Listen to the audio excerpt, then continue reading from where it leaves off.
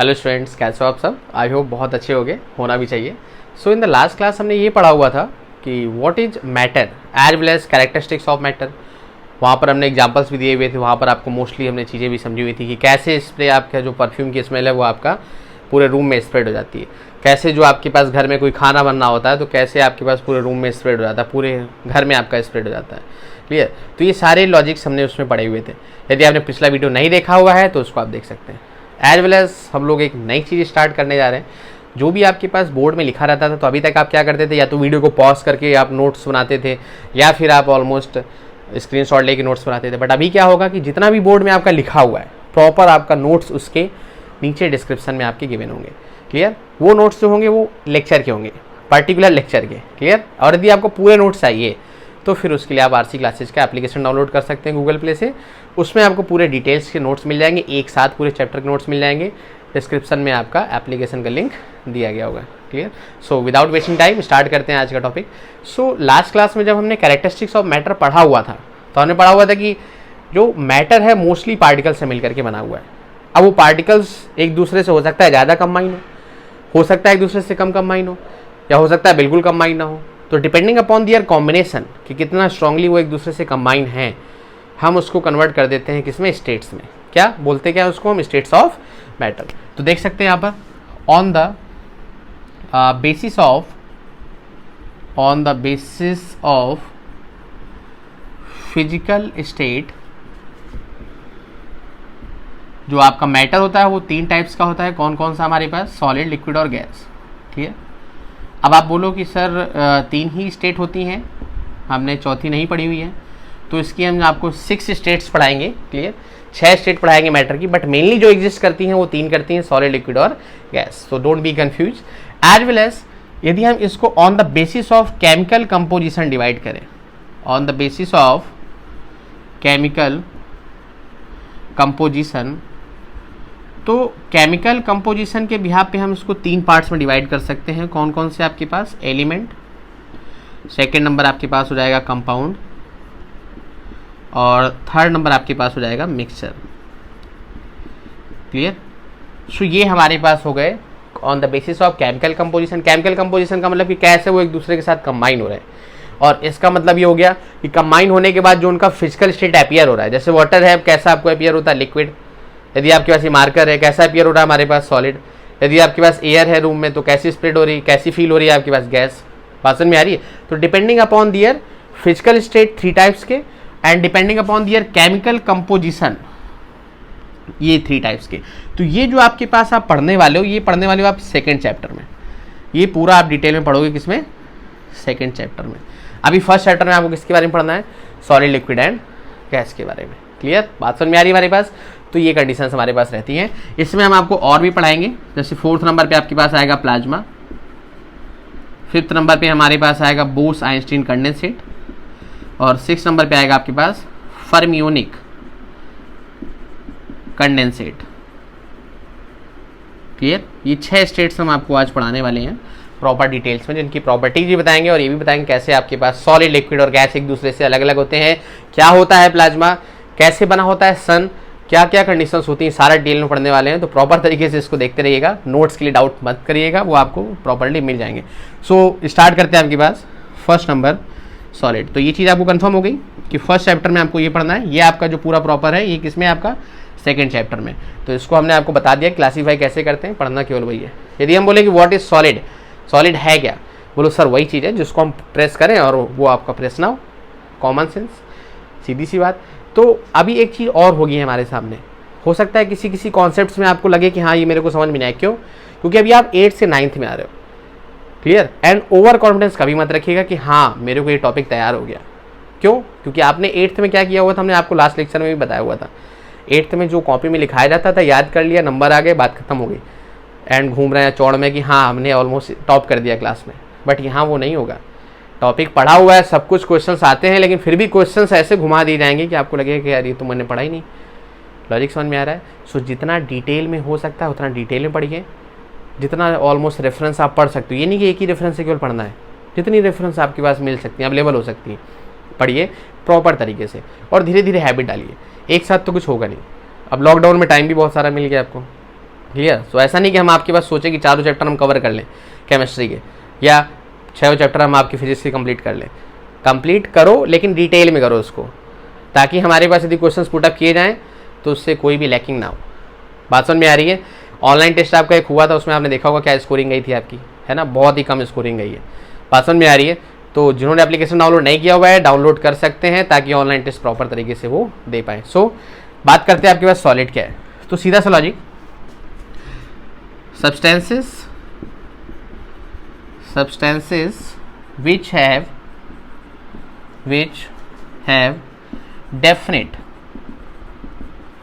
definite shape and size and do not change their own। बात समझ में आ रही है। सीधा सा लॉजिक हमारे पास कि ऐसे सब्सटेंसेस जिनकी हमारे पास जो प्रॉपर्टीज होती हैं, जो साइज होता है और जो शेप होता है, वो तो आपका सेम रहता है, फिक्स रहता है, डेफिनेट रहता है। एज वेल एज जब तक इसमें आप कोई एक्स्ट्रा फोर्स ना लगाओ तब तक आपके पास ये अपना जो शेप है वो आपका चेंज नहीं करते। बात समझ में आ रही है। And don't change it their own, कि मतलब ये जो अपना शेप और साइज है इसको जब तक फोर्स आप ना लगाओ तब तक ये अपना चेंज नहीं करेंगे। कहने का मतलब ये मार्कर है, अब इस मार्कर को आप ऐसे ही रखा रहने दो तो हमेशा ऐसे ही रखा रहेगा। क्या ऐसा होगा कि कहीं से आपका पतला हो गया या कहीं से मोटा हो गया? कभी ऐसा होगा? नहीं होगा। लेकिन यदि हम कोई एक ऑलमोस्ट फोर्स अप्लाई करें, इस पर हाई फोर्स अप्लाई करें, पता चला किसी नीच की चीज़ें इसको हम रख दें और वो आपका इसके ऊपर से पास आउट कर जाए, तो जब वो फोर्स अप्लाई करेगा हमारे पास तो क्या होगा, जहाँ से फोर्स अप्लाई होगा वहाँ से इसका शेप चेंज हो जाएगा। तो मतलब ये खुद चेंज नहीं कर रहा है, लेकिन यदि आपके पास कोई चीज़ इसमें हमने अप्लाई कर दी तो जरूर ये चेंज कर देगा। लॉजिक समझ में आ रही है हमारे पास। तो दैट इज कॉल्ड सॉलिड। और सॉलिड के पीछे एक बहुत अच्छी सी टर्म भी यूज करी जाती है, रिजिड, RIGID। रिजिड का मतलब होता है हार्ड। बात समझ में आ रही है। तो ये भी एक बहुत अच्छा सा क्वेश्चन है। क्वेश्चन ये है कि is there any rigid body in the universe.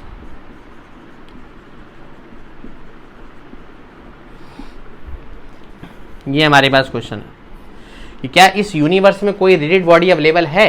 तो आंसर क्या आएगा हमारे पास। रिजिड का मतलब समझ, रिजिड का मतलब हो गया हार्ड, कहने का मतलब सॉलिड, कि क्या कोई ऐसी सॉलिड अवेलेबल है जो हमारे पास यूनिवर्स में हम कह सकते हैं। तो बोले सर बहुत सारे सॉलिड है।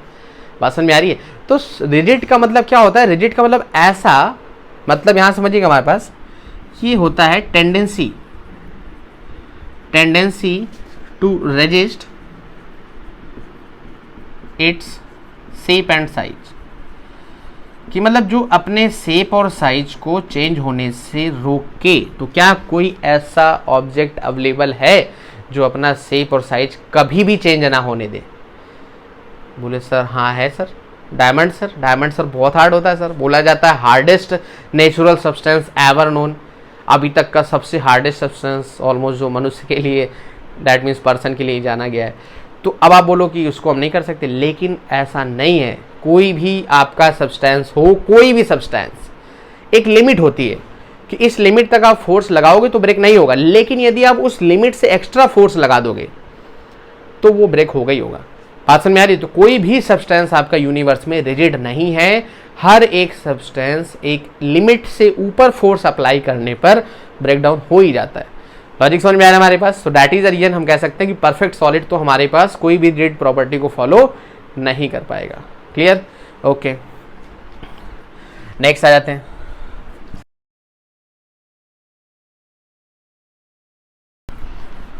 नेक्स्ट आ जाते हैं तो देखिएगा हमारे पास properties of solids. Properties of solids. अब देखिए वन बाय वन आपके पास प्रॉपर्टी आती जाएंगे स्क्रीन पर, आप उनको देखते आइए, हम उसको आपको एक्सप्लेन करते जा रहे हैं। देखिए जरा फर्स्ट प्रॉपर्टी क्या लिखी हुई है। A solid possesses fixed volume and definite shape, distinct boundaries and a definite mass.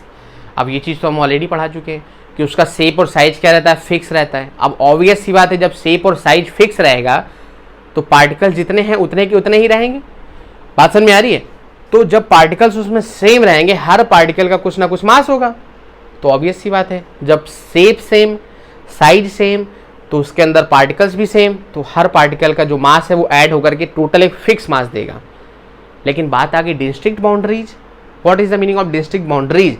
District boundaries का मतलब होता है कि जैसे ये मार्कर हमारे पास है, बोलो सर हर जगह मार्कर को ले आते हो आप, तो समझो आप ये जो आपका डेली यूज के एग्जांपल आई थिंक आपको ज़्यादा समझ में आएगा। ये मार्कर एक फिक्स बाउंड्री है, मतलब इसके आसपास क्या एयर है, इसके इधर क्या एयर है, बात समझ में आ रही है? मतलब ये जहाँ पर रखा होगा उस स्पेस से जो भी चीज़ होगी उसको हटा देगा। मतलब यदि ये यहाँ पर है, हम यदि यहाँ पर खड़े हैं तो उतनी एयर हमने क्या कर दी, कवर कर ली, अब वहाँ पर एयर नहीं प्रेजेंट होगी। बात समझ में आ रही है? यदि ये बोर्ड है, ये ऐसे ऐसे यदि रखा हुआ है तो इस पार्ट पे एयर हमारे पास नहीं है, तो उसको डिस्ट्रिक्ट बाउंड्रीज थी। जहाँ कहीं भी सॉलिड रखा होगा वहाँ पे एक सेपरेशन आ जाएगा। कहने का मतलब इसके ऊपर एयर है, इसके नीचे एयर है, लेकिन यहाँ पर बीच में एयर नहीं है हमारे पास, मतलब इसने क्या कर दिया, सेपरेट कर दिया। बात समझ में आ रही है हमारे पास? क्लियर। सेकंड नंबर पे आते हैं, हमारे पास लिखा हुआ है solids are rigid and almost incompressible. तो ये हम आपको ऑलरेडी एक्सप्लेन कर चुके हैं कि सॉलिड्स क्या होता है हमारे पास, रिजिड होता है। हमने बताया आपको कि रिजिड होता है। अब आप बोलो सर रिजिड फिर टर्म आई क्यों? जब यूनिवर्स में कोई रिजिड है ही नहीं तो फिर ये टर्म क्यों आ गई हमारे पास? तो ये टर्म इसलिए आ गई हमारे पास क्योंकि फिजिक्स में जब आप हायर क्लासेज में जाओगे तो वहाँ एज्यूम किया जाता है कि जो आपका ऑब्जेक्ट है वो अपना शेप चेंज नहीं कर रहा है, साइज चेंज नहीं कर रहा है, और जब शेप और साइज चेंज नहीं कर रहा है तभी आपका एक्चुअल कैलकुलेशन हो सकती है। तो सिर्फ फिजिक्स के लिए क्वेश्चंस को करने के लिए, न्यूमेरिकल्स को करने के लिए एज्यूम किया जाता है कि ऑब्जेक्ट कैसा है, रिजिड। बात समझ में आ रही? लेकिन एक्चुअल में रिजिड बॉडी अवेलेबल नहीं है। और इसी आगे एक टर्म लिखी हुई है हमारे पास, देख सकते होंगे, नॉन कंप्रेसिबल। अब आप बोलो कि सॉलिड्स को सर हम कंप्रेस नहीं कर सकते, इसको क्या कंप्रेस कर सकते हो? बोलो सर कर सकते हैं, एक लिमिट तक फोर्स लगा दें, लेकिन इसके अंदर तो आपका वैकेंट स्पेस है ना, खाली स्पेस है, तो कंप्रेस कर सकते हो। लेकिन यदि आपके पास बोर्ड है तो क्या इसको कंप्रेस कर सकते हो? नहीं कर सकते। आप इसको ब्रेक कर सकते हो लेकिन इसको कंप्रेस नहीं कर सकते।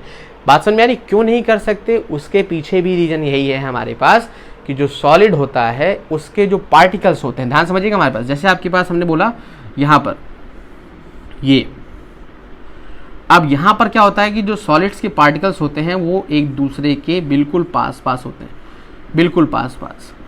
बात समझ में आ रही है हमारे पास? मतलब हम ये कह सकते हैं कि उनके बीच में बिल्कुल भी स्पेस आपका अवेलेबल नहीं रहता है, और जब स्पेस अवेलेबल नहीं रहेगा तो ऑब्वियस बात हम उसको कंप्रेस नहीं कर सकते। आप बोलो सर ये रहता तो है, याद रखिएगा इस स्पेस को हम क्या कहते हैं, वाइड। बात समझ में आ रही? क्या कहते हैं हम आपके पास, वाइड। क्लियर है ना? तो होता क्या है कि इनके बीच में जो स्पेस होता है वो बहुत ही ना के बराबर होता है, नेग्लिजिबल होता है। तो यदि आप इसको इधर से मूव करोगे भी तो कहाँ जाएगा हमारे पास, कंप्रेस होने के लिए तो कहीं जगह ही नहीं ना। तो that means solid can not be compressed because of less inter space between the particles. बात समझ में आ रही है कि उनके पार्टिकल्स के बीच में जो स्पेस होता है वो बहुत कम होता है। That is the reason we can not compress it. पहली चीज।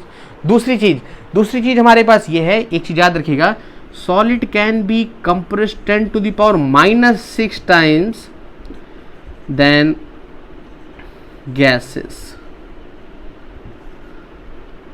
क्लियर? कि हम सॉलिड को 10 to the power -6 times compress कर सकते हैं गैसेस से। अब आपने बोला सर कि अभी तो आप कह रहे थे कंप्रेस नहीं कर सकते, लेकिन इसको आप देखो तो 10 to the power -6 कितना होता है, 0.000001 इतना। अब आप समझो कितना स्मॉल है, क्या आपको पता चलेगा कि कंप्रेस हुआ है इतना small times as compare to gases. बात समझ में आ रही है? तो ये चीज़ आपको याद रखनी है, MCQ में पूछ ली जाती है कि how much times solid can be compressed than gases, so that can be the answer will be 10 to the power -6। Logic समझ में आ रहा है? ओके। थर्ड नंबर देखिएगा हमारे पास लिखा हुआ है सॉलिड में break under force but it is difficult to change their shape. सीधा सा लॉजिक हमने बोला ना, आप इसमें फोर्स लगाओगे, अब आप सोचो कि इसका हम शेप चेंज कर देंगे, नहीं चेंज कर पाओगे, क्या कर दोगे, इसको आप ब्रेक कर दोगे। तो ये ब्रेक तो हो जाएगा लेकिन आपका यस शेप चेंज नहीं करेगा, मतलब सर तो कटा देगा लेकिन झुकाएगा नहीं आपके पास। बात समझ में आ रही है? खैर फोर्थ नंबर पे आते हैं, दे पोजेज हाई डेंसिटी। सीधा सा लॉजिक, ये बहुत अच्छा सा टॉपिक है हमारे पास।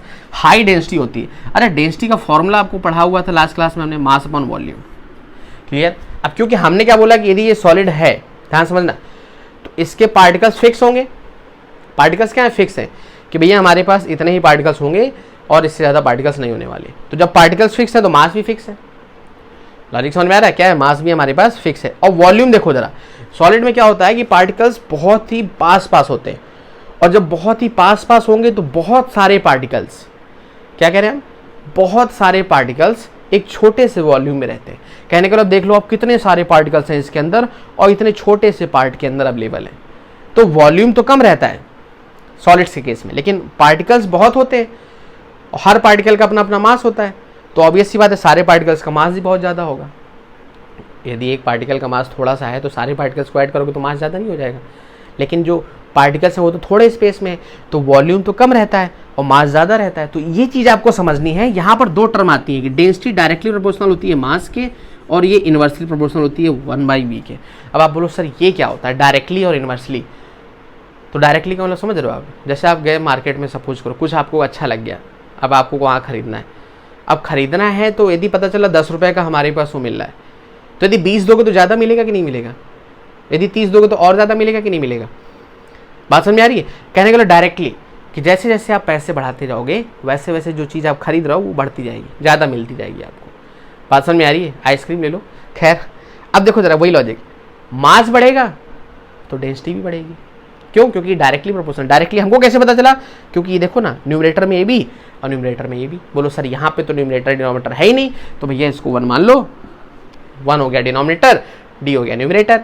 तो दैट मीन्स आप देख सकते हो यहाँ पे कि डेंसिटी डायरेक्टली प्रोपोर्शनल है मास के, तो मास बढ़ेगा तो डेंसिटी बढ़ेगी, और इनवर्सली प्रोपोर्शनल है वी के, क्योंकि वी डिनोमिनेटर में है और ये न्यूमरेटर में है। तो मतलब यदि वॉल्यूम कम होगा तो भी डेंसिटी बढ़ेगी।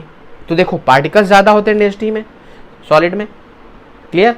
पार्टिकल्स ज़्यादा होंगे तो मास ज़्यादा होगा, तो मास ज़्यादा होगा तो डेंसिटी बढ़ेगी। पहली चीज़, वॉल्यूम सॉलिड्स में कम होता है तो उसकी वजह से भी डेंसिटी बढ़ेगी। तो मतलब दोनों फैक्टर जो हैं वो किसको कंट्रीब्यूट कर रहे हैं?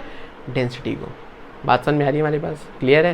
सो दैट इज रियल कि मास बढ़ेगा तो वॉल्यूम कम होगा, मास बढ़ेगा तो डेंसिटी बढ़ेगी, वॉल्यूम कम होगा तो डेंसिटी बढ़ेगी। दैट मीन्स सॉलिड्स की डेंसिटी क्या होती है हमारे पास? हाई होती है। बात समझ में आएगी हमारे पास? नेक्स्ट नंबर हमारे पास लिखा हुआ solids do not exhibit diffusion. Diffusion का मतलब हमने आपको बताया था कि जैसे हमने यहाँ से सपोज करिए परफ्यूम डाला तो धीरे धीरे उसकी इस पर जो स्मेल है वो पूरे रूम में फैल जाएगी। क्यों? क्योंकि जो परफ्यूम के पार्टिकल्स थे वो एयर के पार्टिकल के साथ कंबाइन करके पूरे रूम में फैल गए। बात सुन में आ गई? खाना बना था, खाने की स्मेल पूरे रूम में कमरे में फैल गई थी। क्यों फैल गई थी? क्योंकि हम वहीं पे लॉजिक कि जो उसकी स्मेल है, स्मेल को क्या बोलते हैं? एरोमा, AROMA, है ना? तो वो एरोमा है ना, स्पेलिंग आप याद रखो, एरोमा। तो ये एरोमा पूरे रूम में स्प्रेड कर गई थी हमारे पास, है ना? तो दैट इज द रीजन कि वो हुआ क्या? डिफ्यूजन। डिफ्यूजन का मतलब इंटरमिक्सिंग ऑफ पार्टिकल्स, कि जो पार्टिकल्स हैं वो आपके आपस में क्या कर जाए? इंटरमिक्स कर जाए। अब आप बोलो सॉलिड से डिफ्यूजन नहीं करते, ये मार्कर आपके पास रखा रहेगा चाहे जितने टाइम पीरियड तक, कभी ऐसा नहीं होगा कि हमारे पास ये कहीं से घिस जाए या पतला हो जाए, ऐसा। तो ये डिफ्यूजन करते हैं लेकिन बहुत ही देर। जैसे कि आप सपोज करो हम यहाँ पर लिख रहे हैं आपके सामने एग्जांपल, हम आपको कनेक्ट करते हैं आपके आसपास की चीज़ों से ताकि आपको ज़्यादा समझ में आए, वरना एग्जांपल तो हम ऐसे भी दे सकते हैं जो आपके पास रेगुलर इसी की बिहाफ पे हो। आसपास के एग्जांपल से ज़्यादा अच्छी अंडरस्टैंडिंग बनती है, ऐसा हमारा मानना है। आई होप आप भी कनेक्ट हो पा रहे होगे। मार्कर से लिख दिया हमने, अब अभी हम इरेज करेंगे, इरेज हो जाएगा, नो प्रॉब्लम।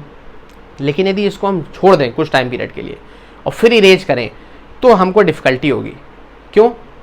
क्योंकि तब तक ये जो इंक है ये इसके साथ अटैच हो चुकी होगी, स्टिक हो चुकी होगी इसमें। बात समझ में आ रही है हमारे पास? तो डैट मीन्स हमारे पास इसी को बोलते हैं डिफ्यूजन। अब ये सॉलिड है बोर्ड, इंक हमारे पास इसमें क्या कर गई? डिफ्यूज कर गई। लॉजिक समझ में आ रहा है हमारे पास? तो हम कह सकते हैं कि कहीं ना कहीं थोड़ा बहुत स्मॉल डिफ्यूजन होता है, हालांकि वो इरेज हो जाएगा। इरेज ना होता, अब जैसे परफ्यूम डाला आपने, स्मेल फैल गई, तो क्या आप ऐसा कर सकते हो क्या कि उस परफ्यूम को इकट्ठा कर लो, बोलो भैया हमको नहीं फैलानी? बात समझ में? ऐसा तो नहीं हो सकता। फैल गई तो फैल गई, अब तो कोई ऑप्शन नहीं उसका, तो उसको बोलते हैं परफेक्ट डिफ्यूजन। लेकिन यहाँ पर इंक स्टिक हो गई, डिफ्यूजन तो हुआ लेकिन आप उसको इरेज कर सकते हो, मतलब हटा सकते हो। So that means this is not the perfect diffusion. बात समझ में आ रही है हमारे पास? क्लियर है?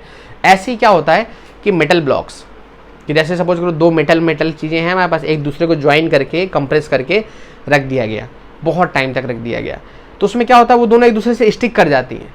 ऐसा कभी ऑब्जर्व किया है? खैर ना किया हो तो होता है ऐसा। स्टिक क्यों कर जाते हैं? क्योंकि एक जो मेटल होता है उसके जो पार्टिकल्स होते हैं वो दूसरे वाले में क्या हो जाते हैं, कंबाइन हो जाते हैं। ये है हमारे पास रूल्स। बात समझ में आ रही है कि दैट मीन्स यदि लॉन्ग टाइम पीरियड तक दो आप सॉलिड ऑब्जेक्ट्स को कंबाइन करके रखेंगे तो उनके पार्टिकल्स कुछ ना कुछ थोड़ा सा जा करके दूसरी सरफेस पर स्टिक कर जाते हैं। तो हम कह सकते हैं कि थोड़ा बहुत डिफ्यूजन होता है, पर थोड़े बहुत डिफ्यूजन को हम डिफ्यूजन नहीं कह सकते। इसलिए मोस्टली बुक्स में क्या लिखा होता है, solid do not show diffusion, but they actually show a little bit. बात समझ में आ रही है? क्लियर? तो दो एग्जाम्पल कौन कौन से हो गए हमारे पास डिफ्यूजन के? पहला हमारे पास ink sticks over white board,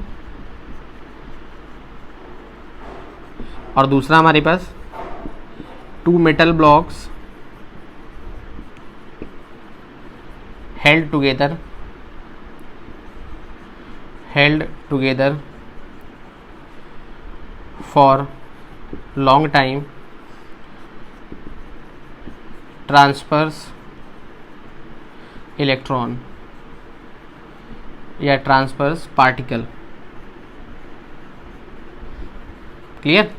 कि मतलब वो पार्टिकल क्या करते हैं आपके पास, ट्रांसफर करते हैं यदि लॉन्ग टाइम पीरियड तक उनको रखा रहते हैं। और लास्ट हमारे पास आ जाता है कि अब सीधा सा लॉजिक है ये, तो भाई बताने की जरूरत ही नहीं पड़ती है हमारे पास कि सॉलिड्स के जो पार्टिकल्स होते हैं उनके बीच में स्पेस तो हमने पढ़ लिया, बहुत कम होता है, थोड़ा बहुत जो स्पेस। अब बोलो सर आप ये थोड़ा बहुत स्पेस कहाँ से आ गया, हम चौकोर भी तो बना सकते थे। तो यही तो आपका है क्या कि मैटर के अंदर हमने लास्ट क्लास में पढ़ा हुआ है कि जितने भी पार्टिकल्स होते हैं सारे पार्टिकल्स का शेप कैसा होता है, spherical. So you can not made चौकोर। बात समझ में आ रही है? Clear? So that is a कि यदि स्फेरिकल होगा तो चारों स्फीयर यदि टच भी होंगे तो बीच में तो स्पेस बचेगा ही बचेगा, तो वो थोड़ा सा स्पेस होता है और इसी की वजह से वो थोड़ा सा वाइब्रेट करते रहते हैं। बात समझ में आ रही है? तो सॉलिड्स मूव नहीं करते, डिफ्यूजन ना करने के पीछे रीजन क्या है, क्योंकि अपनी पोजीशन पे मूव नहीं करते। वो ऐसा नहीं कि सॉलिड का ये पार्टिकल मूव करके यहाँ आ जाएगा और यदि ये मूव करके यहाँ पर आ जाए तो डिफ्यूजन हो जाएगा, लेकिन वो अपनी पोजीशन पे रहता है। एक और छोटा सा इसका टॉपिक, जैसे क्या होता है आपके पास सपोज करो एक आयरन का रॉड है। अब आयरन रॉड को आपने फायर जान तो आग में आपने रखा, लंबी सी रॉड है तो ऐसे रखा। अब क्या होगा कि रॉड यहाँ से हीट करना स्टार्ट कर रही है, धीरे धीरे क्या होगा हमारे पास हीट करते करते करते करते यहाँ पर आ जाएगी हमारे पास। जो घर में आपके यूटेंसिल्स होते हैं तो उसमें आपने देखा होगा कि हमारे पास जो हैंडल होता है या तो वुड का होता है और या तो प्लास्टिक का होता है। कभी आयरन का हैंडल देखा आपने? बोले सर नहीं देखा। क्यों नहीं देखा? क्योंकि रीजन अभी बता रहे हो उसका क्या है। तो जो रॉड है वो सॉलिड की थी, जैसे यहाँ पे पार्टिकल हीट हुए तो अब आप लॉजिक समझिएगा, जैसे हीट करेंगे तो हीट करने से जो एनर्जी मिलेगी, क्योंकि हीट एनर्जी है ना, हीट तो वन फॉर्म ऑफ एनर्जी है। सन से क्या मिलता है? एनर्जी मिलती है ना। सन से क्या मिल रहा है? हीट मिल रही ना, तो वो हीट क्या है? फॉर्म ऑफ एनर्जी है। तो जैसे आपने हीट किया इसको, अब आप समझना ध्यान से, यदि आप सपोज करो बैठे हुए हो, क्लियर? बात समझ में आ रही है? आप थोड़ी देर उठ करके कहीं मूव किए और आकर के फिर से बैठ गए, लेकिन अब आपके नीचे किसी ने सपोज करो कोई हॉट ऑब्जेक्ट रख दिया, अब उसके ऊपर आप बैठो तुरंत उड़ जाओगे। क्यों? क्या हुआ यहाँ पर? जहाँ कहीं भी हीट वहाँ तुरंत मोशन। बात समझ में आ रही है? जैसे ही आप बैठे उसमें तुरंत हीट लगा, तुरंत आप उड़ गए। लॉजिक समझ में आ रहा है? तो जैसे आप हीट प्रोवाइड कराओगे किसी भी सब्सटेंस को, उसके पार्टिकल्स तुरंत मोशन में आ जाएंगे। और जितना ज़्यादा टेम्परेचर बढ़ाते जाओगे, लास्ट क्लास में हम पढ़ चुके हैं, जितना टेम्परेचर बढ़ाते जाओगे उतना ज़्यादा उनका मोशन बढ़ता जाएगा, और मोशन की वजह से जो एनर्जी होती है उसको कहते हैं काइनेटिक एनर्जी। क्या कहते हैं हम? Kinetic energy. बात समझ में आ रही है हमारे पास? तो दैट इज रीजन कि जब यहाँ से उसको हीट किया गया तो यहाँ के पार्टिकल्स का मोशन फास्ट हो गया। अब देखो हमने क्या बोला कि रॉड सॉलिड है, सारे पार्टिकल अपनी पोजीशन पे फिक्स रहेंगे, तो वो तो इधर से मूव इधर करेंगे नहीं, फिर इधर हीट कैसे आ गई? क्वेश्चन समझ में आ रहा है हमारे पास कि सॉलिड के पार्टिकल्स तो यहाँ पर थे, इनको हीट प्रोवाइड करा रहे थे, ये यहाँ से मूव करके हीट यहाँ पर कहाँ से आ गई? यहीं पर रहनी चाहिए थी ना, क्योंकि वो तो मूव कर नहीं रहे। फिर तो लॉजिक उसका ये होता है हमारे पास, जैसे इसको हीट किया आपने तो पार्टिकल्स का मोशन बढ़ गया। अब पार्टिकल्स का मोशन बढ़ गया तो ये जो आपके सॉलिड के पार्टिकल्स होते हैं ये एक प्लेस से दूसरे प्लेस मूव नहीं करते, ये अपनी ही पोजीशन पे टू एंड फ्रो मोशन करते हैं। कौन सा मोशन हमारे पास? To and fro. बात समझ में आ रही है कि ऊपर नीचे हमारे पास ये वाइब्रेट होते रहते हैं अपनी ही पोजीशन पे। तो जैसे सपोज करो यहाँ पर पार्टिकल हीट हुआ, इनका वाइब्रेशन बढ़ जाएगा, तो ये अपना वाइब्रेशन नेक्स्ट वाले को ट्रांसफर कर देंगे। तो उनका वाइब्रेशन बढ़ जाएगा, फिर वो नेक्स्ट वाले को ट्रांसफर कर देंगे। तो ऐसे करते करते क्या होता है कि जो यहाँ के पार्टिकल्स हैं वो धीरे धीरे अपना वाइब्रेशन ट्रांसफर करते जाते हैं, और करते करते करते यहाँ पर आकर के हीट आपका पहुँच जाती है। इसीलिए यूटेंसिल्स जो बर्तन होते हैं घर में कुकिंग वाले, उसमें हैंडल प्लास्टिक या आपके पास वुड का दिया जाता है। क्यों? क्योंकि वुड जो होता है वो हीट को कंडक्ट नहीं करता है, और जब हीट को कंडक्ट नहीं करता है तो मतलब यहाँ पर यदि आपका आयरन गर्म होगा भी, क्योंकि उसके ऊपर आपका वुड की कवरिंग है, इसलिए आपको हीट वहाँ पर नहीं लगेगी। बात समझ में आ रही? तो हर एक चीज़ का लॉजिक है। केमिस्ट्री यदि फील करोगे तो बहुत कुछ है, और यदि रटोगे तो कुछ भी नहीं है। बात समझ में आ रही? तो फिर समझ में ही नहीं आएगा। तो लॉजिक समझ में आ गया हमारे पास कि सॉलिड्स के पार्टिकल्स जो होते हैं वो मोशन नहीं करते हैं, वो सिर्फ अपनी मीन पोजीशन का मतलब जहाँ पर वो हैं, है ना, जहाँ पर वो आपके पास हैं उसी को बोलते हैं हम क्या? Mean position. उसी मीन पोजीशन के लॉन्ग वो क्या करते हैं? हमारे पास वाइब्रेट करते रहते हैं। बात समझ में आ रही है? क्लियर? तो ये थी हमारे पास प्रॉपर्टीज ऑफ सॉलिड्स। नेक्स्ट वाले केस में यदि हम आपके पास आ जाएं, तो हमने ये तो पढ़ लिया आपके पास कि डिफ्यूजन आपके पास सॉलिड्स नहीं करते हैं। उसके बाद आपका पहला क्वेश्चन देखिएगा, नोट डाउन कर लीजिएगा इतना, सॉरी नोट डाउन क्या करना है आपको।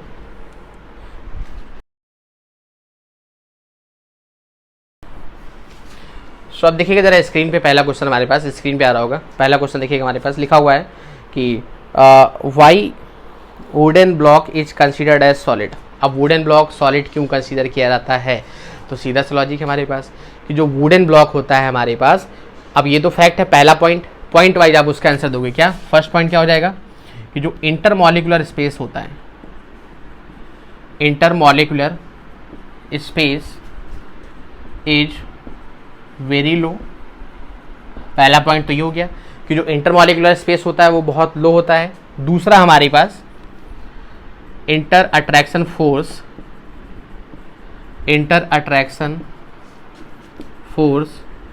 Is very high. क्लियर? बात समझ में आ रही है कि जो वुड होता है उसके पार्टिकल्स के बीच का जो फोर्स होता है वो बहुत हाई होता है, एज वेल एज उनके बीच का स्पेस क्या होता है? बहुत ही लो होता है। इसलिए हम कह सकते हैं कि वो आपके क्या है? सॉलिड है। बात समझ में आ रही? क्लियर है? अब इसी में एक और छोटा सा क्वेश्चन जनरेट होता है। क्या देखिएगा स्क्रीन पे लिखा हो, why almirah at room temperature is solid. एल्मीरा समझ रहे हैं, आयरन की बनी होती है। अब वो रूम टेम्परेचर पे सॉलिड क्यों होती है? वाई? तो इसका आंसर देख लीजिए हमारे पास क्या हो जाएगा। इसका आंसर सीधा सा लॉजिक है, the kinetic energy of constituent particle is very low. दूसरा हमारे पास inter attraction force is very high. Clear? तो इसका आंसर आपके पास दोगे किसके बिहाफ पे? आप काइनेटिक एनर्जी के बिहाफ पे। क्योंकि जब बात टेम्परेचर की कर दे तो टेम्परेचर का मतलब क्या है? Kinetic energy. ये चीज़ आपको बिल्कुल माइंड मेकअप रखनी है कि भैया टेम्परेचर आपके पास किसको कंट्रीब्यूट करेगा? काइनेटिक एनर्जी को। टेम्परेचर बढ़ेगा, काइनेटिक एनर्जी बढ़ेगी। काइनेटिक एनर्जी का मतलब क्या हो गया हमारे पास? काइनेटिक एनर्जी का मतलब हो गया एनर्जी ड्यू टू मोशन, कि जब कभी भी आपके पास मोशन होगा उसकी वजह से जो एनर्जी होगी उसी को बोल देंगे हम क्या? Kinetic energy. बात समझ में आ रही है हमारे पास? क्लियर है? तो यदि आपके पास बोला गया है कि रूम टेम्परेचर, मतलब जब कभी टेम्परेचर की बात कर दिया है तो आपको ये चीज़ समझनी है कि यदि रूम टेम्परेचर पे भी वो सॉलिड है तो इसका मतलब साफ है क्या कि काइनेटिक एनर्जी कम रही होगी, तभी तो पार्टिकल्स एक प्लेस से दूसरे प्लेस तक नहीं जा रहे हैं। बात समझ में आ रही है? काइनेटिक एनर्जी ज़्यादा होगी, पार्टिकल्स तुरंत चले जाएंगे। काइनेटिक एनर्जी कम है, पार्टिकल्स नहीं जा पाएंगे। तो डैट इज रीजन कि this one is yes solid. Okay, बात समझ में आ रही है? तीसरा एक बहुत अच्छा सा क्वेश्चन हमारे पास आता है। क्या बोला जाता है हमारे पास? स्क्रीन पे देखिएगा हमारे पास सीधा सा लॉजिक स्क्रीन पे लिखा हुआ है। ओके, लिखा हुआ है कि जो स्ट्रिंग या आप कह सकते हो हमारे पास यस रबर बैंड आपके पास सॉलिड होता है कि नहीं? इवन हम उसको स्ट्रेच कर सकते हैं। Is rubber band solid? Even we can stretch it. अब यदि सॉलिड होता तो उसको स्ट्रेच नहीं कर सकते थे। बात समझ में आ रही है? क्यों? क्योंकि वो तो अपनी पोजीशन में फिक्स रहता है। तो क्या रबर बैंड हमारे पास एग्जांपल है क्या सॉलिड का? है। बोलो सर ये क्या मजाक कर दिया आपने? है। क्यों? क्योंकि हमने क्या बोला?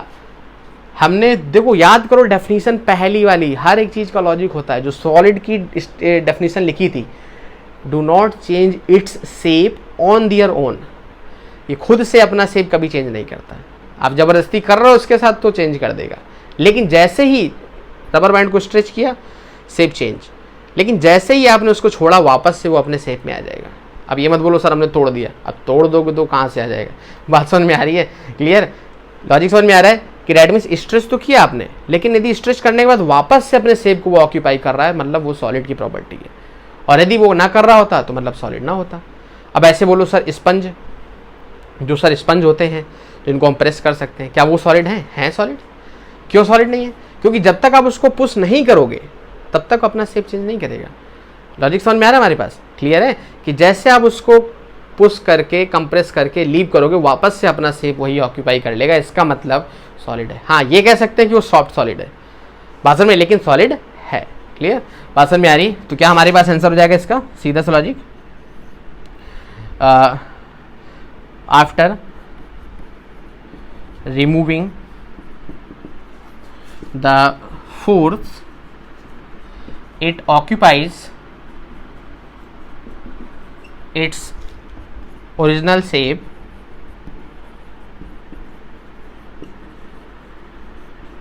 hence it is solid।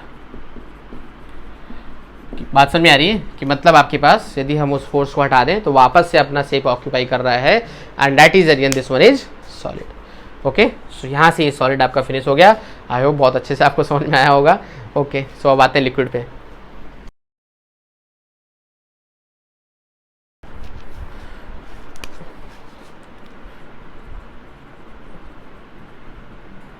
Definition क्या हो जाएगी हमारे पास, सीधा सा logic, substances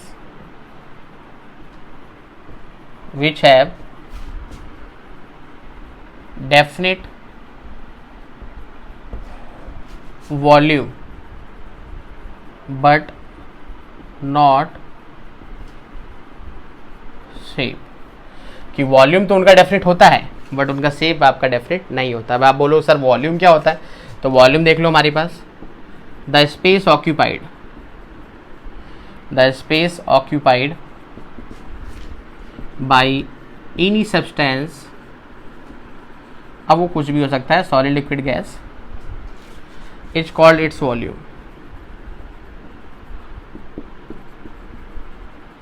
clear, is called its volume. अच्छा, इसकी यूनिट हमारे पास क्या होती है पता होना चाहिए सब आपको डिटेल में, मीटर क्यूब।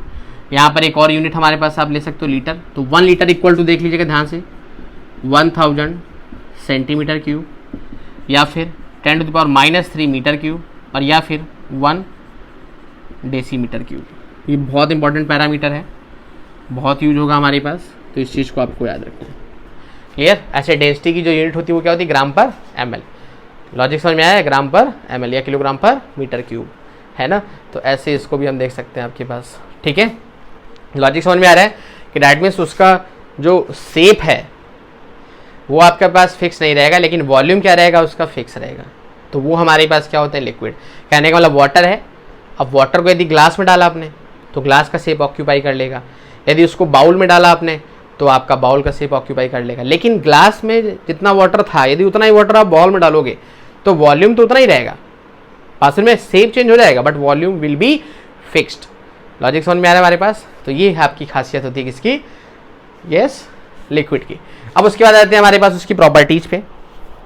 तो प्रॉपर्टीज पे देखिएगा हमारे पास सीधा सा लॉजिक, पहला प्रॉपर्टीज हमारे पास आ जाती है, फर्स्ट नंबर प्रॉपर्टी लिक्विड की, स्क्रीन पे देख रहे होंगे आप, लिखा हुआ है first number, yes, the matter in liquid state possesses a definite volume, definite mass but no definite shape. सीधा सा लॉजिक है। अब पार्टिकल्स तो फिक्स रहते ही रहते हैं, और जब पार्टिकल्स फिक्स रहेंगे तो सीधा सा लॉजिक है हमारे पास, जो मास है वो भी क्या रहेगा, फिक्स रहेगा। और जब मास फिक्स रहेगा तो हम कह सकते हैं कि जो वॉल्यूम है वो भी आपके पास क्या रहेगा, फिक्स रहेगा। लॉजिक समझ में आ रहा है। सेकेंड नंबर प्रॉपर्टी देखिएगा हमारे पास, liquids are almost incompressible but are not rigid, in fact liquid can flow from higher to lower level, the fluidity acquires the shape of the container in which they are kept. सीधा सा logic, जैसे water है तो क्या water को आप compress कर सकते हो, यदि आपने वाटर लिया तो क्या उसको कंप्रेस कर सकते हो, नहीं कर सकते, क्योंकि वो साइड से निकल जाएगा हमारे पास, बात समझ में? तो जैसे आपका सॉलिड इनकम्प्रेसिबल है ऑलमोस्ट, वैसे ही आपका लिक्विड भी क्या है, इनकम्प्रेसिबल है। बात समझ में आ रही है हमारे पास? दूसरी चीज, यहाँ पर जिस भी कंटेनर में इनको रखोगे उसी का शेप ऑक्यूपाई कर लेते हैं, अभी अभी एक्सप्लेन किया हमने। अब एक और टर्म इसमें आती है, जैसे हमने सॉलिड्स में पढ़ा था रिजिड, ऐसे ही लिक्विड्स में आता है फ्लूइड। बात समझ में आ रही है? फ्लूइड का मतलब होता है टू फ्लो। बात समझ में आ रही है? ये चीज़ आप याद रखिएगा कि जो फ्लूइड का मतलब होता है FLUID, फ्लूइड का मतलब होता है टू फ्लो। क्लियर? अब फ्लो वही कर सकता है जिसके पार्टिकल के बीच में स्पेस है। बात समझ में? तो लिक्विड जो होता है उसके पार्टिकल के बीच में स्पेस होता है, and that is the reason they can flow easily. Logic समझ में आ रहा है? तो दैट इज द रीजन कि हम इसको कह सकते हैं क्या है, ये आपका फ्लूइड। तो यदि बोला जाए व्हाई लिक्विड्स आर फ्लूइड, बात समझ में आ रही है? तो क्या आंसर हो जाएगा हमारे पास कि जो इंटर पार्टिकल स्पेस होता है वो इसमें होता है। दूसरी चीज हमारे पास इनका जो इंटर अट्रैक्शन फोर्स होता है वो लेस होता है, और जो लेस होगा तभी तो आसानी से मूव कर पाएंगे, लेस ना होता तो फिर कहाँ से मूव कर पाते। बात समझ में आ रही है? क्लियर? नेक्स्ट है liquids can undergo diffusion, diffusion में जाते हैं हमारे पास। लॉजिक समझ में आ रहा है? डिफ्यूजन में जाते हैं। एग्जाम्पल आप देख सकते हो, पहला एग्जाम्पल हमारे पास क्या लिखा हुआ है, इंक का। अब देखो, यदि इंक को वाटर में आप मिला दो, इंक क्या है, लिक्विड, वाटर क्या है, लिक्विड। तो यदि इंक को वाटर में मिला दो तो धीरे धीरे क्या होता है, इंक पूरा का पूरा आपके पास जो वाटर है उसको उसी कलर का कर देती है, मतलब इंक के पूरे पार्टिकल्स फैल गए, मतलब डिफ्यूजन हो गया। यदि आप दूसरा एग्जांपल ले लो सॉलिड का, तो यहाँ पर आपके पास क्या हो जाएगा कि जैसे आपके पास सपोज करो सॉल्ट है, अब सॉल्ट को आपने डाला वाटर में, तो क्या होगा, सॉल्ट पूरा का पूरा वाटर को क्या कर देगा, सॉल्टी कर देगा हमारे पास। दैट मीन्स यहाँ से क्या हो गया, डिफ्यूजन हो गया, पूरे के पूरे पार्टिकल सॉल्ट के आपके पास कंबाइन हो गए। और तीसरा गैस का, कोल्ड ड्रिंक पीते हो, बोले सर बहुत पीते हैं सर, अब तो गर्मी के सीजन है सर तो पीते हैं। तो खैर कोल्ड ड्रिंक में क्या होता है हमारे पास, कौन सी गैस होती है, बोलो सर ये नहीं पता हमको सर, बताओ देख लो कोल्ड ड्रिंक पीते हो तुम्हें ये नहीं पता गैस कौन सी थी, CO2 कार्बन डाइऑक्साइड। जब उसको आप बहुत सेक कर देते हो और सेक करने के बाद जब कैप ओपन करते हो आपके पास, तो क्या होता है उसमें, यस एक फिज निकलता है, व्हाइट कलर का स्कम निकलता है, उसको क्या बोलते हैं, फिज, FIZZ, एपी फिज नहीं, फिज। बात समझ में आ रही है? तो वो कौन सी होती है, वो CO2 गैस होती है जो उसके अंदर हाई प्रेशर से भरी होती है। अब इसको और अच्छे से यदि आप विजुलाइज करना चाहो तो आप देखो कि जैसे आप कोल्ड ड्रिंक की नई बोतल लाते हो सर, 2 लीटर वाली, 2.25 लीटर वाली, खैर जितने भी लीटर की लाते हो, क्या होता है उसको कि जब नई लाते हो मार्केट से तो वो कंप्रेस नहीं हो रही होती है ना, जब उसको बहुत आप कोशिश करते हो लेकिन बिल्कुल अनकम्प्रेस होती है। लेकिन जैसे ही कैप ओपन करी आपने और फिर बंद करी तो फिर कंप्रेस होने लगती है, क्यों, यस इसका रीज़न होता है CO2 गैस, जो गैस उसके अंदर भरी रहती है। बात समझ में आ रही है? तो वो गैस हमारे पास इतना ज़्यादा ऑलमोस्ट प्रेशर के थ्रू भरी होती है, क्योंकि भरी होती है ताकि आपका वो उसमें कंप्रेस ना हो पाए। बात समझ में आ रही है? क्लियर है? एज वेल एज हमारे पास जो CO2 है, अब जब गैस उसके अंदर भरी होगी तो भाई सीधा सा लॉजिक है हमारे पास कि जो गैस के पार्टिकल्स होंगे तो वो कंटिन्यूसली बॉटल की वॉल्स पे क्या करते हैं, फोर्स लगाते हैं, और दैट इज द रीजन कि आप उसको कंप्रेस नहीं कर सकते। लॉजिक समझ में आ रहा है हमारे पास, है ना? तो वही लॉजिक हमारे पास यहाँ पर होता है कि जो गैसेज होती हैं वो आपकी लिक्विड में कंबाइन हो रही है। क्लियर? सॉलिड का हमने पढ़ लिया, लिक्विड का हमने ऑलरेडी पढ़ लिया। नेक्स्ट आपके पास लिखा हुआ है सीधा सा लॉजिक, आप स्क्रीन पे देख पा रहे होंगे, liquids have high density but less than solids. सीधा सा लॉजिक कि हमने वही पढ़ा आपके पास कि डेंसिटी का फॉर्मूला क्या होता है, मास अपॉन वॉल्यूम। तो मास तो अपना फिक्स है, लेकिन जो वॉल्यूम है, बात समझ में आ रही है? अब देखो जरा, जो लिक्विड का कंडीशन होता है वो कुछ ऐसा होता है, समथिंग कुछ ऐसा कि जो पार्टिकल्स होते हैं उनके बीच में कुछ ना कुछ स्पेसिंग होती है ना? बात समझ में आ रही है कि इसके बीच पार्टिकल्स के बीच में स्पेस होता है। तो दैट मीन्स इतने ही वॉल्यूम में यदि सॉलिड होता तो ज़्यादा पार्टिकल्स आ जाते, लेकिन यदि लिक्विड है तो कम पार्टिकल्स आ रहे हैं। लॉजिक समझ में आ रहा है? तो इसका मतलब हमारे पास क्या हो गया, इसका मतलब ये हो गया कि वॉल्यूम जो होता है वो तो आपके पास इस केस में फिक्स रहता है, लेकिन जो मास है वो कम हो जाता है। क्यों? क्योंकि आपके पास उतने ही वॉल्यूम में पार्टिकल्स जो है वो कम आएंगे, और जब कम पार्टिकल्स आएंगे तो मास भी कम होगा, और जब मास कम होगा तो डेंसिटी तो डायरेक्टली मास पे डिपेंड है, दैट इज रीजन डेंसिटी भी हमारे पास क्या हो जाएगी, कम हो जाएगी।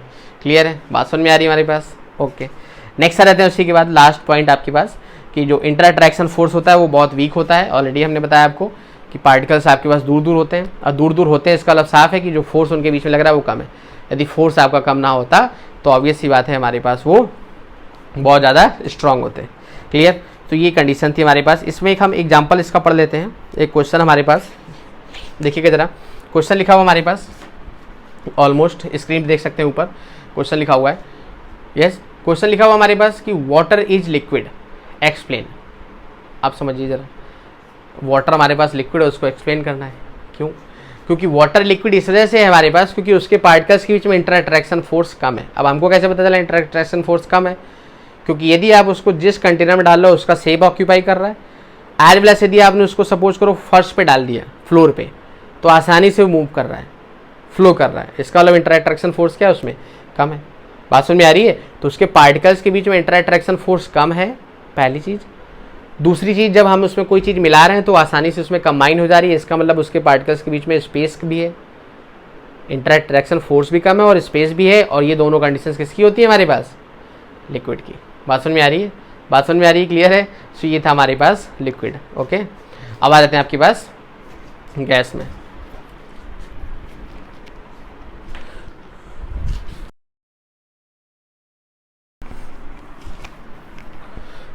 ओके, सो अब आ जाते हैं आपके पास थर्ड नंबर, गैस। क्लियर? क्या हो जाएगी definition? Substance which has neither NEITHER definite shape, DEFINIT, definite shape nor volume but has definite mass, definite mass। बात समझ में आ रही है कि ना तो फिक्स शेप होता है और ना ही फिक्स वॉल्यूम होता है, बट मास क्या होता है उसका डेफिनेट होता है। लॉजिक बड़ा सिंपल सा है कि जैसे आपने देखा होगा ऑलमोस्ट हमारे पास जो भी आपका हॉस्पिटल्स होते हैं, अब हॉस्पिटल के अंदर क्या होता है? गैस के सिलेंडर होते हैं, है ना, ऑक्सीजन गैस के सिलेंडर। तो ऑक्सीजन उसके अंदर फिलअप रहती है। अब यदि उसी ऑक्सीजन को बाहर निकाल दो आप, तो क्या ऑक्सीजन का हमारे पास मास बढ़ जाएगा क्या? क्यों? क्योंकि देखो ये मास का कॉन्सेप्ट ना पार्टिकल्स पे डिपेंड है। यदि पार्टिकल फिक्स हैं तो आपका मास फिक्स रहेगा, पार्टिकल ज़्यादा होंगे तो मास चेंज होगा। लॉजिक समझ में आ रहा है? बट वॉल्यूम डिपेंड करता है कि उनका स्पेस क्या है, उनका इंटर अट्रैक्शन फोर्स क्या है। तो क्योंकि गैसेज में क्या होता है, गैसेज में कुछ हमारे पास ऐसी कंडीशन बनी रहती है कि सपोज करिए ये हमारे पास, अब पता चला यहाँ पर ये गैस है, अब समझिए कि पार्टिकल्स कितना दूर दूर है। अब गैसेज में पार्टिकल्स बहुत दूर दूर होता है, मतलब पहली पॉइंट, पार्टिकल्स दूर दूर है मतलब इनके बीच का इंटर अट्रैक्शन फोर्स बहुत लेस है, बहुत less as compare to solid and liquid. बात समझ में आ रही है? दूसरी चीज हमारे पास ये दूर दूर है, इसका मतलब इनके बीच में स्पेसिंग भी बहुत ज्यादा है। बात समझ में आ रही है? The spacing between the particles of gases is very large. So that is the reason कि इन दो चीजों की वजह से हमारे पास ये आपका ऑलमोस्ट दूर दूर रहते हैं, एज वेल एज फोर्स कम रहता है। इसलिए आपके पास ना तो इसमें कोई वॉल्यूम रहता है, जिस भी कंटेनर में रख दोगे उसका वॉल्यूम ऑक्यूपाई कर लेंगे, पूरा वॉल्यूम ऑक्यूपाई कर लेंगे। ध्यान समझिएगा, जो लिक्विड था, लिक्विड में वॉल्यूम भी फिक्स था, मास भी फिक्स था, सिर्फ और सिर्फ फिक्स क्या नहीं था? शेप और साइज, है ना। वहाँ पर आपके पास क्या हो रहा है कि इसमें ना तो वॉल्यूम उसका फिक्स है, जिस भी कंटेनर में रख दोगे पूरा कंटेनर ऑक्यूपाई कर लेंगे, और ना तो उसका हमारे पास शेप फिक्स है। फिक्स है तो क्या? मास। तो दैट मीन्स तीनों में, सॉलिड लिक्विड गैस में फिक्स क्या है? मास। बात समझ में आ रही है हमारे पास? क्लियर है? लॉजिक समझ में आ रहा है? अब यदि इसी में आपके पास थोड़ा सा और इसको देखना चाहो तो आप ये भी कह सकते हो, हमने लास्ट क्लास में पढ़ा हुआ था, प्रीवियस लेक्चर में हमने पढ़ा ब्राउनियन मोशन, कि जो गैसेज हैं, गैसेज के पार्टिकल्स रैंडम मोशन करते रहते हैं, इनकी कोई फिक्स डायरेक्शन नहीं होता, इधर गए फिर इधर गए फिर इधर चले गए, कहीं भी चले गए। उसको बोलते हैं क्या? जिग जैग, टेढ़ा मेढ़ा, है ना। टेढ़ा मेढ़ा खाने वाला नहीं, टेढ़ा है पर मेढ़ा है। खैर, बात समझ में आ रही है? क्या कंडीशन होती है हमारे पास कि इनके पार्टिकल्स के बीच में फोर्स बहुत लेस होता है, तो इसलिए कहीं भी मोशन करते हैं उसको बोलते हैं क्या? Brownian motion. क्लियर? बात समझ में आ रही? तो इसी को थोड़ा सा और आगे इसकी प्रॉपर्टीज पढ़ते हैं। तो देख लीजिए हमारे पास properties of gases, properties of gases देखिएगा हमारे पास डिटेल स्क्रीन पर दिखा होगा। पहला प्रॉपर्टी हमारे पास आ रहा है, the matter in gaseous state has neither definite volume definite shape but it has definite mass, it acquires the shape and volume of the container. सीधा सा लॉजिक कि इनके पास ना तो खुद का डेफिनेट शेप होता है ना वॉल्यूम होता है। बात समझ में आ रही है? सिर्फ और सिर्फ मास होता है डेफिनेट, एयर वेल एज जिस भी कंटेनर में रखे रहते हैं उसी का शेप और वॉल्यूम ये आपका ऑक्यूपाई कर लेते हैं। यदि आज से बोला जाए कि रूम है, रूम के अंदर क्या है? एयर है ना। यदि कोई छोटा रूम होगा उसमें भी एयर होगी, बड़ा रूम होगा उसमें भी एयर होगी, तो पूरी तरीके से उसको ऑक्यूपाई कर लेती, भले वो थोड़ा सा क्यों ना हो। परफ्यूम थोड़ा सा भी आप डालोगे पूरे रूम में फैलेगा। बात में डजंट मैटर कि कितना बड़ा रूम था। लॉजिक समझ में आ रहा है हमारे पास? खैर, नेक्स्ट पॉइंट ये काफ़ी इंपॉर्टेंट है, गैसेज आर हाईली कंप्रेसिबल। अब ये जब पार्टिकल्स के बीच में डिस्टेंस बहुत ज़्यादा है तो इनको हम पास पास ला भी तो सकते हैं। सॉलिड को इसलिए नहीं ला पा रहे थे क्योंकि स्पेस उनके बीच में था ही नहीं, ना के बराबर। लिक्विड को इसलिए हम नहीं ला पा रहे थे क्योंकि वहाँ पर भी सेम कंडीशन की, उनके बीच में स्पेस बहुत ज़्यादा कम होता है आपके पास, हालांकि सॉलिड से ज़्यादा तो होता ही होता है। बात समझ में आ रही है? बट यहाँ पर तो स्पेस बहुत ज़्यादा है तो इनको हम कंप्रेस कर सकते हैं आपके पास। बात समझ में आ रही?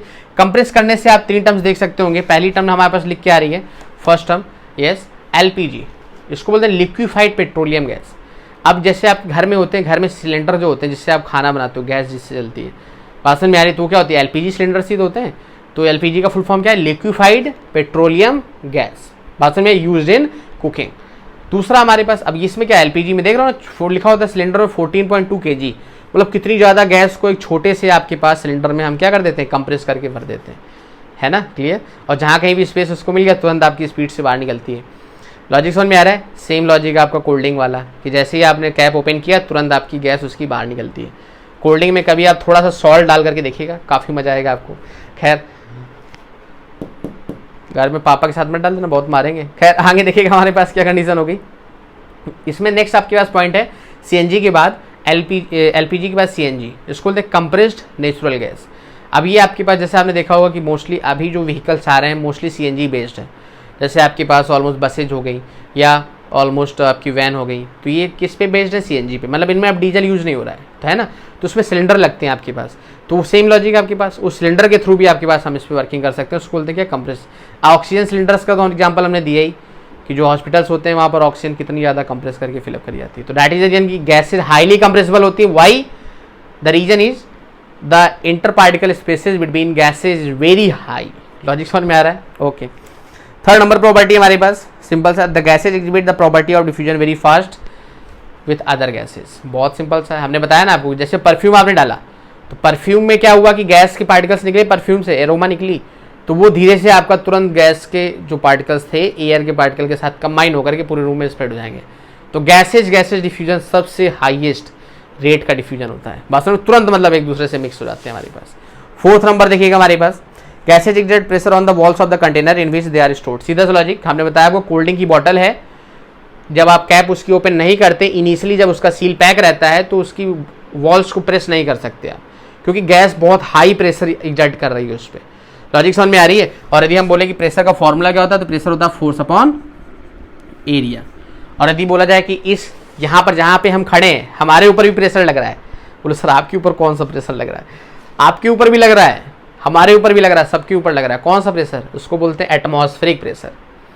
बात समझ में आ रही? क्या बोलते हैं? Atmospheric pressure. और शॉर्ट में उसको डिनोट किया जाता है किससे? एटीएम से। एटमॉस्फेरिक का मतलब कि जो एटमॉस्फेयर में गैसेज प्रेजेंट हैं वो कंटिन्यूसली आपके ऊपर फोर्स अप्लाई कर रही है। फर्क सिर्फ इतना है कि उनका जो फोर्स है वो बहुत नेग्लिजिबल है, और डैट इज रीजन कि आपके पास जब फोर्स बहुत कम है तो प्रेशर हमको बहुत कम फील हो रहा है, ना के बराबर। लॉजिक समझ में आ रहा है? तो यदि कोई बोले आपकी एटमॉस्फेरिक प्रेशर कितना है, यस, तो बोल दो कि 1 atm। जो नॉर्मल आपके पास एटमॉस्फेयर का प्रेशर होता है वो क्या होता है हमारे पास? 1 atm। तो ये चीज़ आपको याद रखनी है। तो क्योंकि कोल्ड ड्रिंक जो बॉटल होती है उसके अंदर का प्रेशर हाई होता है और बाहर का प्रेशर 1 atm होता है, तो वो तब तक गैस बाहर निकलती रहती है जब तक कि प्रेशर इसका कोल्ड ड्रिंक की बॉटल का 1 atm ना हो जाए। ये आगे समझोगे आप कि ऐसा क्यों होता है, उसको बोलते हैं इक्विलिब्रियम। खैर अभी आपको समझ में आ गया कि जो बॉटल है उसको कंप्रेस क्यों नहीं कर सकते हो, क्यों? क्योंकि उसके अंदर CO2 गैस भरी होती है जो वॉल पे बहुत ज़्यादा हाई प्रेशर अप्लाई कर रही होती है। कैप ओपन करने के बाद वो निकल जाती है, जिससे कि आप उसको कंप्रेस कर सकते हैं।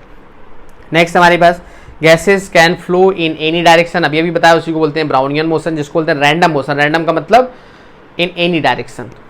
और लास्ट हमारे पास है गैसेज हैव लो डेंसिटी। ये तो फैक्ट है आपके पास कि भाई देखो वॉल्यूम उतना ही है हमारे पास जितना सॉलिड में था, जितना गैस में था। फर्क लिक्विड में बस फर्क सिर्फ इतना है कि यहाँ पर वॉल्यूम उतना ही है, पार्टिकल्स कम हो गए, और पार्टिकल्स कम हो गए तो मास कम हो जाएगा, और मास कम तो डेंसिटी भी कम। बात समझ में आए? तो दैट इज रीजन की सबसे डेंसिटी कम किसकी होती है हमारे पास? गैसेज की। सबसे हाई किसकी होती है हमारे पास? सॉलिड्स की। रीजन समझ में आ गया क्यों होती है हमारे पास? क्योंकि पार्टिकल्स ज़्यादा होंगे तो मास ज़्यादा होगा, और मास ज़्यादा तो डेंसिटी ज़्यादा, क्योंकि डायरेक्टली और इन्वर्सली का कॉन्सेप्ट हमने आपको पढ़ा दिया।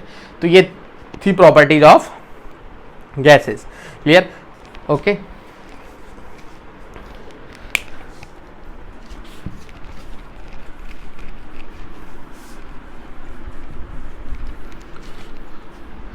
अब देखिए स्क्रीन पे एक हमारे पास फ्लो चार्ट आ रहा होगा जिसमें आपके पास सॉलिड लिक्विड गैस तीनों का एक साथ ऑलमोस्ट कंपैरिजन किया गया है। देख लीजिएगा हमारे पास फ्लो चार्ट को बहुत ध्यान से देखिएगा।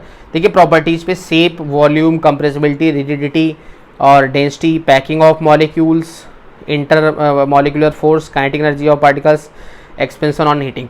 तो शेप तो कंफर्म है आपको, दूसरा वॉल्यूम भी कंफर्म है, कंप्रेसिबिलिटी भी हमने कंफर्म कर दी, रिजिडिटी भी कंफर्म कर दी मतलब हार्डनेस, फिर डेंसिटी भी कंफर्म है आपको, पैकिंग ऑफ मॉलिक्यूल सीधा सा लॉजिक वही हमने बताया आपको कि जितना पास पास रहेंगे क्लोजली पैक्ड, जितना दूर दूर है उतना loosely packed. Clear. Inter attraction force हमने बता दिया। उसके बाद काइनेटिक एनर्जी ऑफ पार्टिकल सीधा सा लॉजिक है, सबसे ज़्यादा किस में होती है आपके पास? सबसे ज़्यादा गैस में, उसके बाद लिक्विड में, फिर उसके बाद सॉलिड में। क्यों? क्योंकि जिसमें पार्टिकल्स दूर दूर होंगे जैसे थोड़ा सा हीट किया तुरंत आपके पास मोशन में आ गए, जितना पार्टिकल पास पास होंगे हीट करते रहोगे ज़्यादा टाइम लगेगा हमारे पास। क्लियर। तो काइनेटिक एनर्जी ज़्यादा किस में होती है हमारे पास? गैसेज में, हाईएस्ट। एक्सपेंशन ऑन हीटिंग सीधा सा लॉजिक है, हीट करने पर एक्सपेंड कर जाए, मतलब जैसे गैस है थोड़ा सा भी हीट किया तुरंत फैल जाएगी हर जगह। लिक्विड है, अब जैसे वाटर होता है, वाटर को जब आप हीट करते जाते हो तो एक टाइम होता है उसके बाद आपका कहीं वो वेपर फॉर्म करता है ना। सॉलिड को तो और हीट करते जाओ और देर में हमारे पास करेगा। क्लियर। सो दैट इज इसमें लिखा हुआ हमारे पास कि सॉलिड आपका लेस होता है और लिक्विड मोर देन, और उसमें आपका मोस्ट। क्लियर। तो ये था हमारे पास एक्सपेंशन। तो ये फ्लो चार्ट आपके पास ओके। अब आते हैं नेक्स्ट हमारे पास 4th नंबर स्टेट, जिसको हमने बोला आपके पास प्लाज्मा। तो यहां पे आप देख सकते हो अप्रोक्सीमेट 99% ऑफ द यूनिवर्स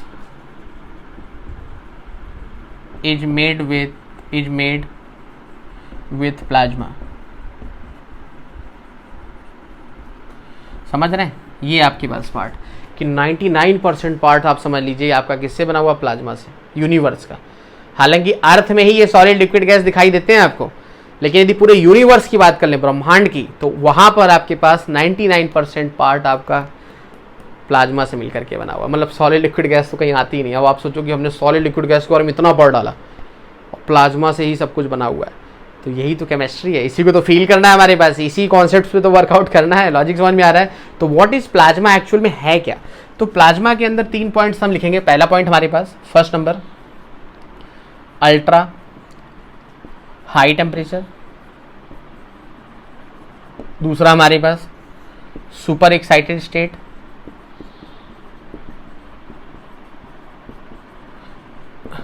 तीसरा हमारे पास जो सन होता है हमारे पास वो भी प्लाज्मा से होता है, तो 75% उसमें आपका होता है हाइड्रोजन और 25% आपके पास होती है हीलियम।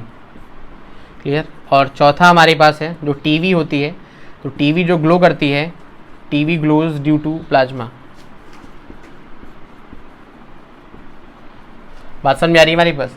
तो ये कंडीशन है, मतलब अल्ट्रा हाई टेम्परेचर। आप समझते होंगे सन का टेम्परेचर कितना ज़्यादा है, लॉजिक समझ में आ रहा है? सन का टेम्परेचर इतना हाई है हमारे पास, तो वो पूरा का पूरा किससे बना हुआ? प्लाज्मा से। अब उस प्लाज्मा के अंदर जो गैसेज हमारे पास इन्वॉल्व रहती हैं वो रहती हैं कौन सी? Yes, 75% hydrogen. आप समझो सन जो है 75% हाइड्रोजन से मिलकर के बना हुआ है और 25% आपका हीलियम गैस है। टीवी जो हमारे पास ग्लो करती है जिसको बोलते हैं पिक्चर ट्यूब, उस पिक्चर ट्यूब में भी प्लाज्मा लगी होती है। तो जब आप ऑलमोस्ट वायर स्विच ऑन करते हो तो उससे करंट जाता है, उस करंट से हीट जाती है, और जब हीट आपके पास उस पर पड़ती है तो जिसकी वजह से आपका वो ग्लो करने लगता है। लॉजिक समझ में आ रहा है? तो अल्ट्रा हाई टेम्परेचर मतलब बहुत ज़्यादा टेम्परेचर होता है हमारे पास किस स्टेट में? प्लाज्मा में। और दैट इज एरियन की जो इसके पार्टिकल्स होते हैं वो क्या होते हैं? सुपर एक्साइटेड स्टेट, कि जितना ज़्यादा हीट होगी, अल्ट्रा हाई टेम्परेचर, अल्ट्रा का मतलब समझ रहा, मोस्ट, ज़्यादा से ज़्यादा, मैक्सिमम, और जितना ज़्यादा हमारे पास आपके पास टेम्परेचर होगा उतना ज़्यादा काइनेटिक एनर्जी होगी, और जितना काइनेटिक एनर्जी होगी उतना पार्टिकल्स का मोशन क्या होगा? फास्ट होगा। बात समझ में आ रही है? क्लियर है? तो समझ में आ गया आपके पास प्लाज्मा क्या है? प्लाज्मा एक आपके पास वो स्टेट है जहाँ पर टेम्परेचर की वैल्यू मैक्सिमम होती है और पार्टिकल्स का मोशन सुपर फास्ट होता है। क्लियर? बात समझ में आ रही है? ओके, नेक्स्ट आ जाते हैं 5th नंबर पे। 5th नंबर पे आपके पास बोस आइंस्टीन कंडेंसेट, कंडेंसेट, इसी को शॉर्ट में बोला जाता है हमारे पास BEC। अब आप बोलो सर इसको BEC क्यों बोला जाता है? इसको BEC इसलिए बोला जाता है क्योंकि 2 साइंटिस्ट ने मिलकर के बनाया था, सत्येंद्र नाथ बोस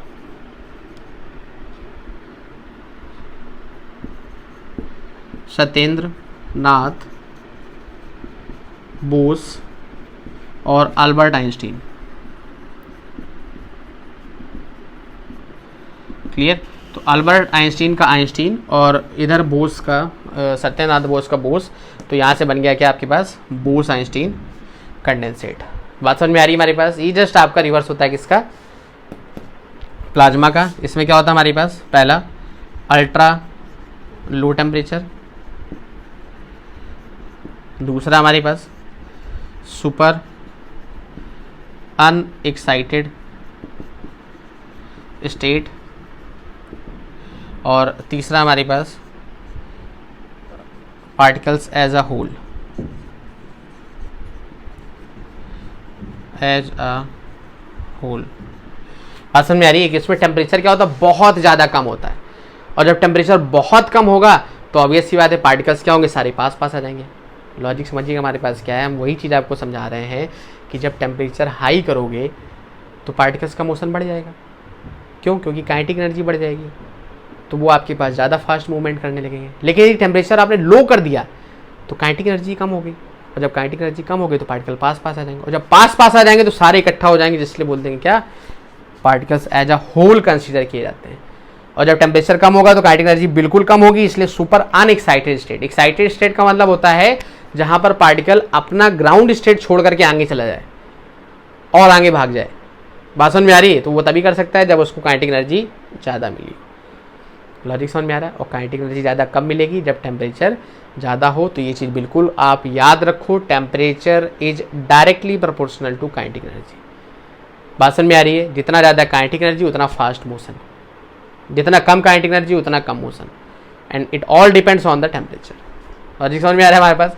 सो ये था हमारे पास बोस आइंस्टीन कंडेंसेट। और लास्ट हमारे पास आ जाते हैं, सो लास्ट आ जाते हैं आपके पास 6 नंबर फर्मियोनिक कंडेंसेट। अब आप बोलोगे सर इसको फर्मियोनिक क्यों बोला गया है? फर्मियोनिक इसलिए बोला गया है क्योंकि इसमें जो पार्टिकल साइज होता है, particle size is equal to fermi, order of fermi, order of fermi. अब फर्मी क्या होता है, 10⁻⁻15 मीटर, इतना पार्टिकल का साइज स्मॉल होता है। बात समझ में आ रही है? अब यहाँ पर इसके कुछ पॉइंट्स लिख सकते हैं हमारे पास, क्या, super fluid phase, super fluid phase. दूसरा हमारे पास लिख सकते हैं similar to BEC, similar to BEC. और तीसरा हमारे पास यहाँ पर इसी को लिख सकते हो, due to fermionic particles. Clear? Due to fermionic particle it is super fluid phase. अब देखिए जरा सीधा सा लॉजिक, जितने पार्टिकल स्मॉल स्मॉल होंगे, बात समझ में आ रही है, जितना पार्टिकल स्मॉल होगा आसानी से वो क्या कर सकता है, फ्लो कर सकता है। इसलिए हम कहते हैं कि जो रिजिड होता है वो सिर्फ और सिर्फ सॉलिड होता है, लेकिन फ्लूइड में लिक्विड भी आता है और गैस भी आती है। जो गैस होती है वो बहुत ईजिली हमारे पास फ्लो करती है, इसलिए जो बेस्ट फ्लूइड होते हैं वो क्या होते हैं हमारे पास, लिक्विड, सॉरी गैसेस। बात समझ में आ रही है हमारे पास? तो दैट इज द रीजन कि यहाँ पर जो फर्मियोनिक है, फर्मियोनिक का मतलब 10⁻⁻15 आप समझ सकते हो कि 10⁻⁻6.00001 था। अब ये समझ लो कितना पॉइंट के बाद 14 जीरो फिर 1, तो कितना स्मॉल साइज होगा पार्टिकल्स का। बात समझ में आ रही? और यही साइज होता है किसका, न्यूक्लियस का। आगे जाकर के आप पढ़ोगे चैप्टर नंबर 3 में। बात समझ में आ रही है? तो वहाँ पे आपको ये पढ़ाया जाएगा, तो यूज होगा इसका भी। लॉजिक समझ में आ गया? तो पार्टिकल का साइज इतना स्मॉल होता है और टेम्परेचर भी इतना लो होता है, क्योंकि बीईसी के सिमिलर है। तो जितना टेम्परेचर हमारे पास किस में होता है, बीईसी में, लो टेम्परेचर, उतना ही टेम्परेचर हमारे पास किस में होता है, इसमें। तो टेम्परेचर बहुत लो होता है, इसलिए जो इनका मूवमेंट होता है वो आपका बहुत ईजिली होता है, और दैट इज हम कह सकते हैं क्या, सुपर फ्लूइड फेज। तुरंत आसानी से तुरंत मूव कर गया हमारे पास। बात समझ में आया? Similar to BEC. अब इसमें से एक छोटा सा 2 क्वेश्चन हमारे पास जनरेट होते हैं, नोट में देख लीजिएगा। पहला, यदि बोला जाए हमारे पास फर्स्ट नंबर, देख लीजिएगा यहाँ पर, Hg is the most compressible liquid. बात समझ में आ रही? Hg आपका being a metal most compressible liquid होता है। बात समझ में आ रही है? दूसरा हमारे पास hydrogen is the most compressible gas. बात समझ में आ रही है कि जो हाइड्रोजन है वो मोस्ट आपका कंप्रेसिबल गैस होती है। 2 पॉइंट आपको याद रखने थे। क्लियर? बात समझ में आ रही है? तो यहाँ से हमने 6 फेस पढ़ ली पूरी की पूरी। वहाँ पर आपको सब में एक ही चीज़ याद रखनी है हमारे पास, स्पेस, फोर्स, डेंसिटी और एज वेल एज उनकी टेम्परेचर और काइनेटिक एनर्जी। बात समझ में आ रही है?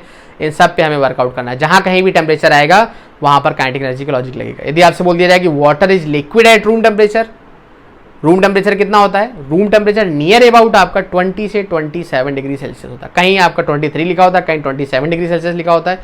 नियर अबाउट आपका 20 से 23 या 27 तक आप उसको लेट कर सकते हैं। बात समझ, डिग्री सेल्सियस। तो यदि बोला जाए कि वाटर आपका रूम टेम्परेचर पे लिक्विड होता है, एक्सप्लेन करिए, तो सीधा सा लॉजिक है हमारे पास, रूम टेम्परेचर पे जो वाटर के पार्टिकल्स की काइनेटिक एनर्जी है वो कम होती है, स्पेस उसमें ज़्यादा होता है, दैट इज रीजन कि वो लिक्विड में एग्जिस्ट करता है, ना कि गैसेज में। बात में, और यदि 100 डिग्री सेल्सियस पे कर दो तो वो गैस में चला जाता है। क्यों? क्योंकि काइनेटिक एनर्जी बढ़ गई वहाँ पर। तो पार्टिकल्स जो लिक्विड के हैं उसको छोड़ करके किस में चले जाते हैं? गैस में। तो हर जगह लॉजिक किसका समझ में आया आपको? ओवरऑल टेम्परेचर का। टेम्परेचर यदि बढ़ाएंगे काइनेटिक एनर्जी बढ़ेगी, पार्टिकल का मोशन फास्ट होगा और पूरी कहानी चेंज हो जाएगी। बात समझ में आ रही? तो आई होप ये लेक्चर बहुत अच्छे से समझ में आया होगा। नेक्स्ट लेक्चर पे हम ये पढ़ेंगे कि जो आपका स्टेट्स है मैटर की कैसे चेंज कर सकते हैं, factors affecting states of matter. Okay, so आप इसको अच्छे से ऑलमोस्ट देख सकते हैं। इसके पूरे PDF नोट्स आपको मिल जाएंगे, नीचे आप देख सकते हैं डिस्क्रिप्शन में। एज वेल एज प्रॉपर से पढ़ाई करते रहिए। Till then enjoy, be motivated, stay focused.